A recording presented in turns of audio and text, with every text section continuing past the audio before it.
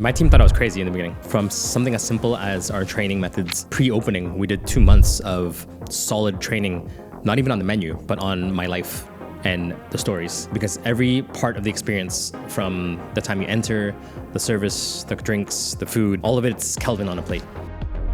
Carmen has also just won 2025 Best Pastry Chef, 50 Best MENA region. Then how do you bring all of that knowledge, the pastry chefs of tomorrow? I always been very curious to know how I can make people feel more. When someone is eating any of our dishes, how they will feel.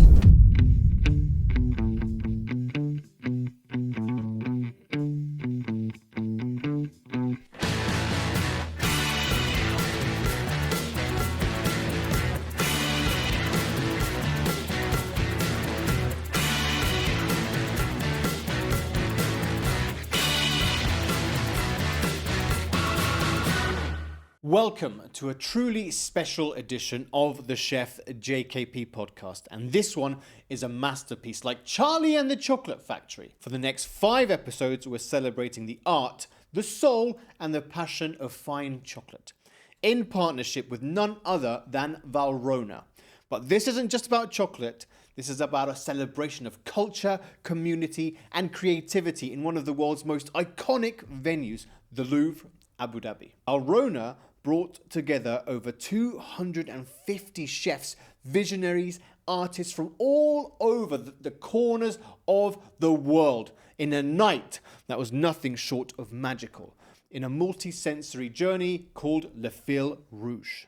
In this series, we'll hear from the chefs who shaped the experience, culinary titans like Rafe Othman, Hadrian Villager, Carmen Rueda, Kelvin Cheung, Khaled Sadi and Bryce Conan Ferrand, and many, many more as we explore what it means to be part of a global family bound together by craftsmanship, innovation, and the pursuit of pure excellence. So buckle up, taste the moment, and immerse yourself in a story woven by over 100 years of flavor and beautiful chocolate. Time to rock and roll. So, Carmen and Kelvin, a very warm welcome to the Chef JKP podcast, right here in the iconic Louvre Abu Dhabi.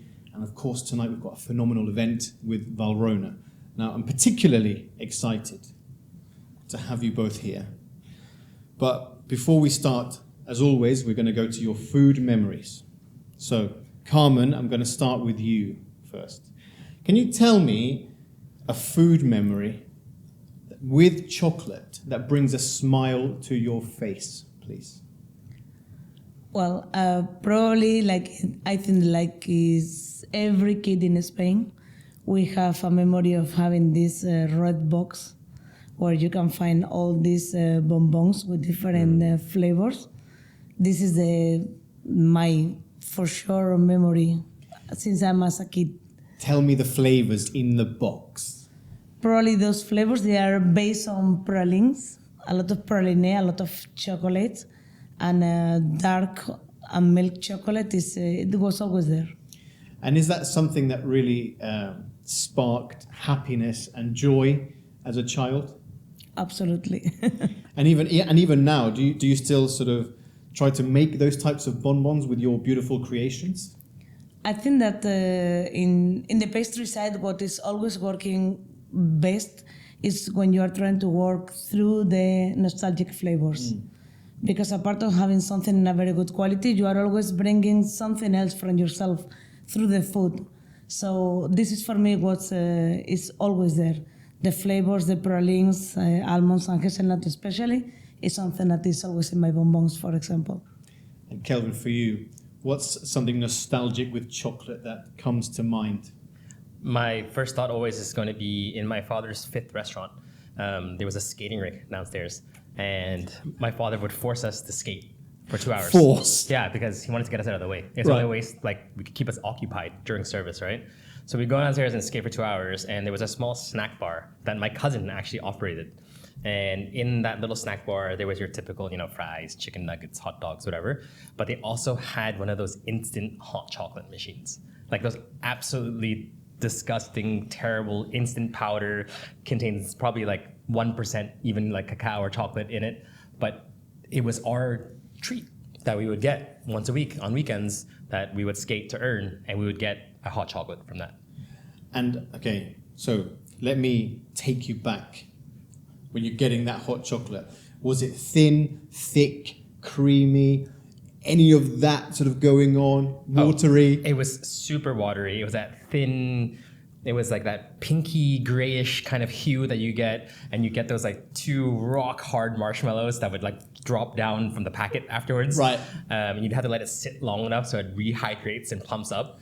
But at that point, you're so cold from skating, you're all sweaty and you're gross, your nose is red, your nose is running, and that first sip of the just like a super hot, salty, weird, watery, chocolatey kind of nonsense was like so delicious. Wow. Okay, I like it. So 2 very beautiful memories, I have to say. But then when it comes to the event that we've curated this evening with Valrhona, how have you, made the menu to do 2 things? First of all, the Louvre, it's art. Your chefs, your artists, your creators. So how did you decide to come up with your dishes for an event such as tonight? Because it's a very historic event, I will say. So Carmen, for you, tell us a little sneak peek of what you're doing this evening. For bricks, so from our side, we wanted to make something that has a sense with the art, but also we don't want to forget that chocolate is something that is coming from the Mother Earth. So we wanted to combine a little bit of arts together with Mother Earth, and we use a very, very unique chocolate that there is, it's a very limited edition, has a very special flavor. So for us, obviously the main thing is the flavor of whatever you are going to have. So we have like a chocolatey flavor, a little bit dark, but not over dark, so everyone can really enjoy it. And we decide to put in the beauty of the art through making roses. So we create, I don't know how many roses. We had to spread it into black color, and then we goldish into gold. So we have these powders going here and there. So we try to make like a small piece of art when you see them all together, and has the connection with the nature, which is where the chocolate is coming from. At the end of the day, this is what we are here for. And I think that this is going to be nice. It's very beautiful. And I just want to understand the chocolate, because you said it has a very specific flavor. Would you mind sort of telling me about that? Yeah, it's a chocolate that is coming from Côte d'Ivoire, and it's a milk chocolate, but not very milky, so it has also notes of dark chocolate. We are making a mix also on the base with a chocolate ganache, a little bit stronger to push this chocolate flavor, and we are adding also coconut notes and pralines, and of course a little bit of hazelnut. Beautiful, so it's extremely layered and textured. Yeah. Sounds incredible. And Kelvin, for you, what's your dish for this evening?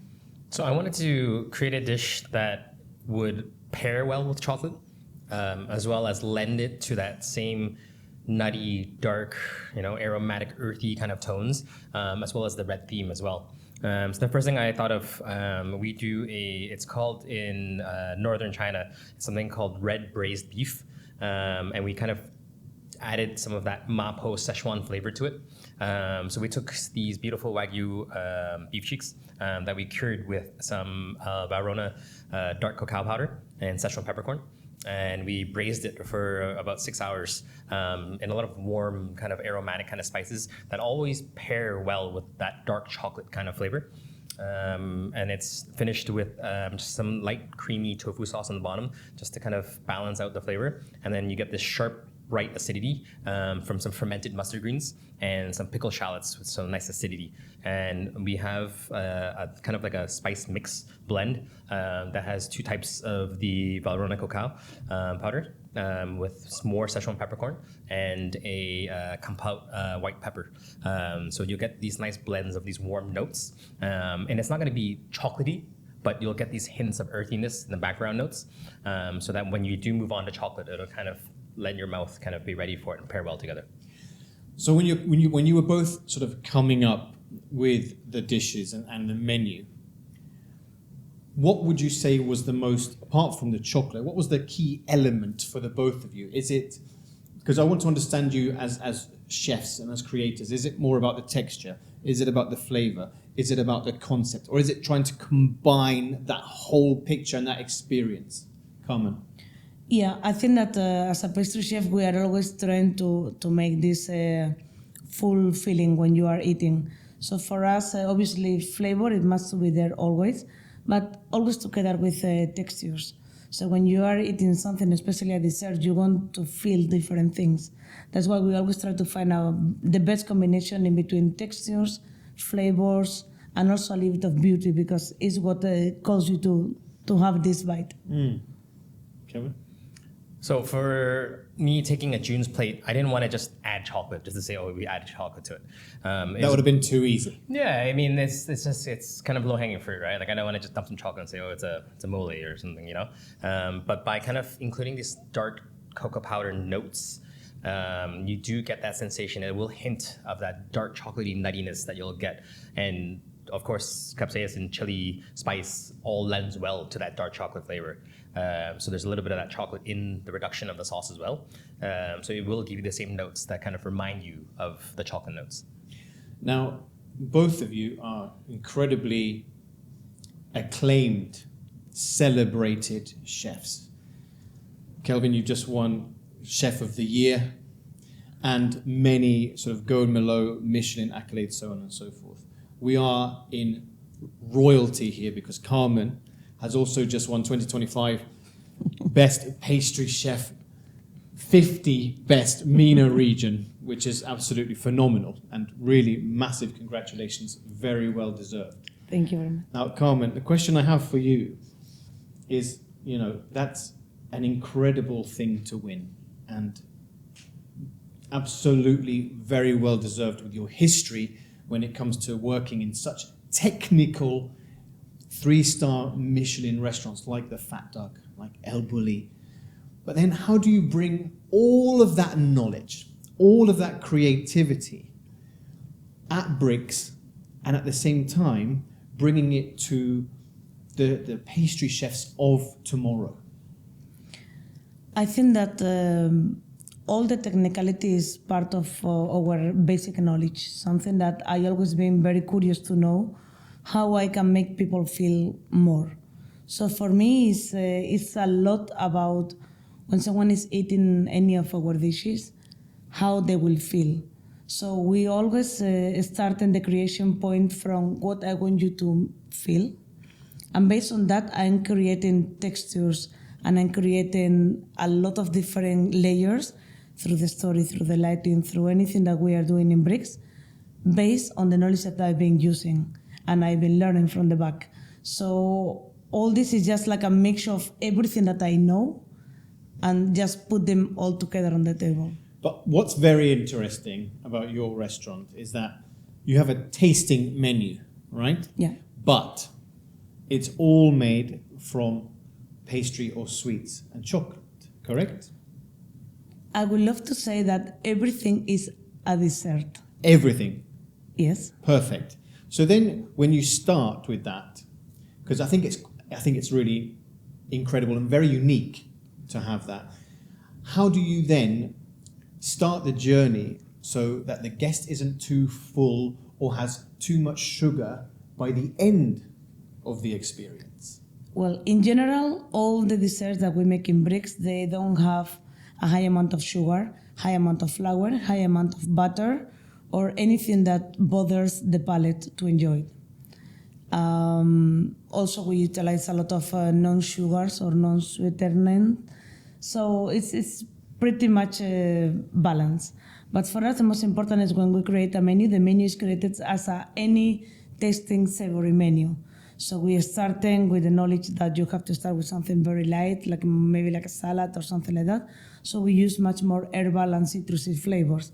And the more you are going into the middle of the dessert of the menu, you have desserts that they give you a medium notes. Always before the chocolate one, you are having a, let's call it palate cleanser, very fresh, and at the end you finish always with chocolate. So it's the same way that you make a savory menu, but just working with the amount of flavors that we can add in pastry. And when you were first making this menu, how easy or difficult was it to develop? I think that every day is getting more difficult because every day we are getting more, like we want to experiment more, we want to go farther, we want to play harder, and we want to add a lot of ingredients that they are not obviously the one that anyone's using pastry or many pastries they are using.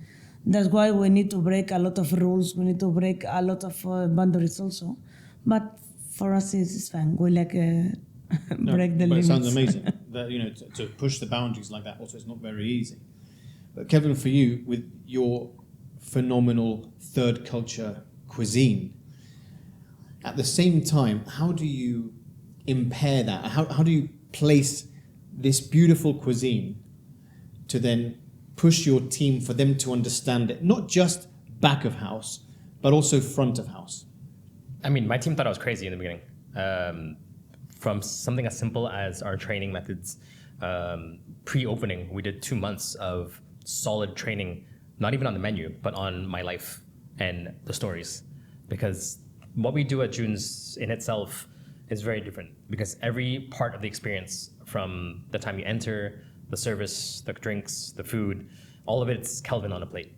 And just as Chef said, everything that I create there, every single dish is based off of a nostalgic memory. And it's something that I grew up eating, something that I went through at one of my restaurants, something that I've created in the past. And we pull that all together while combining and kind of respecting those Asian flavors and soul and the essence, without kind of tarnishing it. And we try to honor it, respect it, while simultaneously respecting the ingredient of seasonality and locality, and supporting, of course, our local farms. So in the beginning, it was quite tough because no one understood it. And because the flavors were not found anywhere else, my team, especially the kitchen, had no idea what we were making, because we had played it and it was so foreign, because we were creating something new as opposed to just doing a seared fish with some sauce or whatever, beef and sauce. It was creating a whole dynamic plate based off of a memory. So we had to reverse engineer things. But it's been a great learning curve for them, because we had to 0 to 1,000, right? And now that my team, my chefs at June's especially, I'm super, super blessed, because my 3 girls they kick ass every day and they run the show. But now that everyone gets the ethos of what we're doing, I feel like day by day it comes a little bit easier, because I'll just walk them through the memory. I can literally tell them, used to go fishing in Toronto and we would catch and cook smallmouth bass with like just a small little bonfire. I want to recreate that flavor. And so it's not about getting a certain type of fish. It's not getting a certain type of whatever. It's about recreating that memory. How do we make a campfire fish onto the menu? Something like that. And that's how we build our plates. Sounds extremely challenging, but also vital for the business to do that, right? Because you have to tell those stories. As Carmen said, that part of telling the story within the dish is vitally important. But the other thing, Carmen, I wanted to understand, Kelvin is known for his amazing, very arty and beautiful cakes. Now, I just wondered whether you've had the opportunity to taste them yet. I taste them, yes. Yes. And what's the feedback from very one good. of the best chefs? No, of course it's very good, but in pastry we always have different ways to cook, and it's different when you want to make a cake that is like the ones that you are doing, that is a great cake to share with the family, and it has the flavors that everyone likes, and it's like everyone enjoy these kind of cakes. It's totally different of making desserts in the way that we're making them bricks, because it's another scenario, it's another way to eat also. So then, again, I was just thinking to myself, Valrhona has put this incredible event on, and it's extremely rare, or hardly ever happens, that we have so many amazing talents in one kitchen. Now, for the both of you, what are you both looking forward to the most during this event? For me, food sides, of course, trying the dishes of the chefs.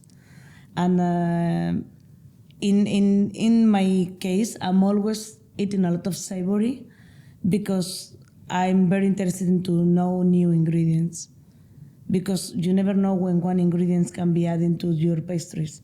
So for me, everything is about learn. And the chef that we have tonight is, I'm really love what they do, because the flavors, they are something very, very different. And you always can learn, and you always can have different feelings. So for me, that part is of course, the main one. But of course, to see that, the food science and the food things, it can be plated in a different place. So you can have the most beautiful things that you are doing in in a place like the Louvre, which is something amazing. And everyone can enjoy it, and you have all the artists that they are coming also tonight. And everything is going to be just blended together. So for me, this is the beauty of tonight, having a lot of people from different places, different arts, things, kitchen, just working together. This for me is very special. Kelvin? I just want to see my friends. We don't get to see each other. Like, we really don't get to hang out. Like, as soon as we were done, I came out to find her. It's one of the rarities that we actually get to hang out and spend time together, unless we're visiting each other at each other's restaurants. So when you get these outside events where we're just hanging out and being able to execute something that's super beautiful and paying respect to the ingredient, because we're all in the same vision. Once that's done, then we can put that aside, and then we get to spend some time together and hang out. And what do you talk about food? Is it family, experiences? What? When you're all hanging out together? I mean, it's kind of like the normal cycle, right? We'll first bitch about work. We'll bitch about our time. We'll bitch about our schedules. But we will hopefully attempt to plan something together, because we've been trying to plan something for the longest time. Things like that. Because then we actually get to spend a good amount of time, and we have a excuse to do it. That would be cool. That would be amazing. That would be really cool. So hopefully that'll come. We're gonna make that happen. Yeah.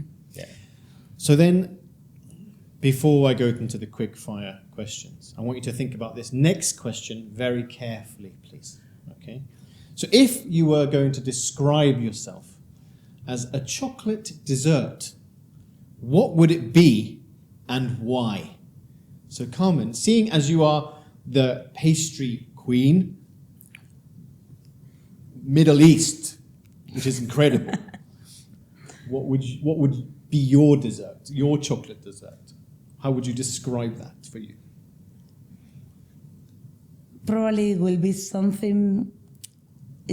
Probably it will be a chocolate ganache base, dark chocolate ganache base.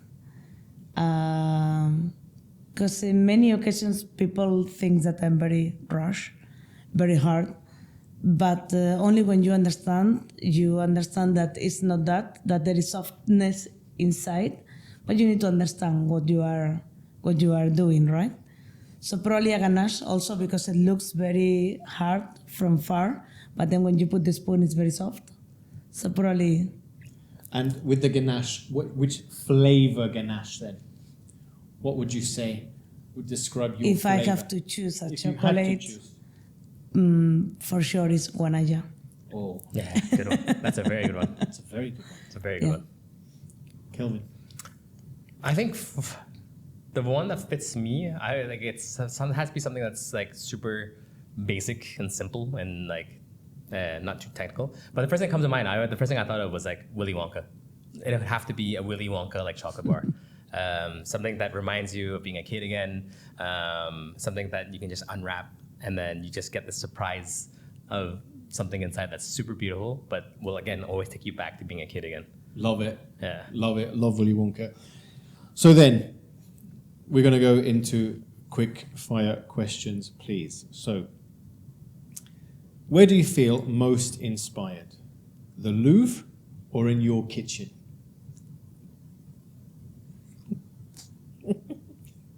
And you have to tell the truth, please, Carmen. That is very hard. So we'll say 50-50. For me, I think that is 50-50.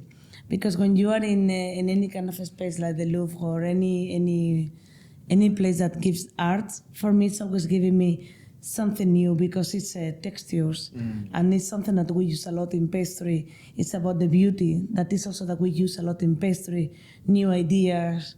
Also in here, there's a lot of historical parts of the humanity, and it's very important to know the historical parts to create new things. But then if you are not in your kitchen, you cannot, especially because my creation part is the dining of bricks. So we create and we know what the guests they are going to feel exactly in this space. So I have to say the 50-50. My kitchen, 100%. Your kitchen? Yeah. Okay. I am a simple, childlike caveman. And when I see things like art, I endeavor and hope one day I'll be able to better understand them. And I don't at all. After trying for many, many years with my wife, my poor wife. But for me, when in my kitchen, that's kind of what I see as art. There's an art to what we do. And it's amazing how it's evolved over generation after generation of chefs. I think these days, what we have as this generation of chefs are able to do, the beauty of that art is unparalleled to any time in history. And what we can create these days, it's absolutely beautiful. So then, if you were to describe your cooking in one word, what is that one word that would captivate or encapsulate everything that you do in one word? Carmen, please. That is overcomplicated. Is that what you think that would be?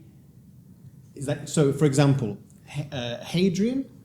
Well, he said modern. That's his style. Rafe said, I can't remember. But anyway, he said something super cool. So just want to understand, if you were to describe your cooking in one word, what would it be? Mine's easy. It's kind of cheesy, but the first word that really pops in my head is just love. Love. Because when I look at my style of cooking that has evolved over the years, and looking at my peers, who I admire and respect, and I think most of them are better cooks than I am. My food, my flavor profiles, they hit home and they pull from feelings, as opposed to doing dishes for technical reasons. And even though we push to do all of that technique and stuff behind the scenes, that one bite that you have should tug at the strings, right? And it could be any sort of thing, but I think that's the kind of core of what the evolution of Kelvin has taken. Carmen? Then I will follow you, and because if I'm, you give me an idea. Probably what makes me to be where I am now is basically passion. Yeah. So yeah, I will never be able to be here without that. So yeah. Okay, so then, Carmen, I have to ask you, considering that you've worked in one of the most famous restaurants in the world, historically, what's the one lesson, the one key lesson that you learnt at working at El Bulli that will always be in your mind? Everything is possible. Good one. What an amazing answer. Good one. But this is for sure. No one will ever think in your life that a restaurant, where it is placed, how it started, how move on, it will become what it is. No one, not even themselves. Amen. Wow, love that. So look, both of you, I'm very much looking forward to getting to know the date of when you will both be collaborating, because I think that's good. That's going to be amazing. So watch this space, everybody. On behalf of Valrhona and the Chef JKP podcast, thank you so much for coming in. I know you're both extremely busy. Everything's pushing on. You're getting ready for the event, but it's been amazing to have both of you on. Thank you so much. Thank you. Thank you very much. Well, I don't know about you, but I thought that was incredible. That's it for today's episode of our Valrhona and Louvre Abu Dhabi special, but we're just getting started. If you felt inspired, if you tasted the passion in every word, then don't forget to hit that subscribe button. Super important. And don't forget to click, share, and subscribe wherever you get your podcasts. Most importantly, don't forget to follow us on Instagram, on the Chef JKP podcast, and Valrhona IMEA to relive those magical moments from Le Fil Rouge under that one beautiful dome at the Louvre. So, a massive thank you for Valrhona for putting all of these incredible talents under one phenomenal roof. All that's left for me to say is, food is art, food is culture, and above all, food is memories.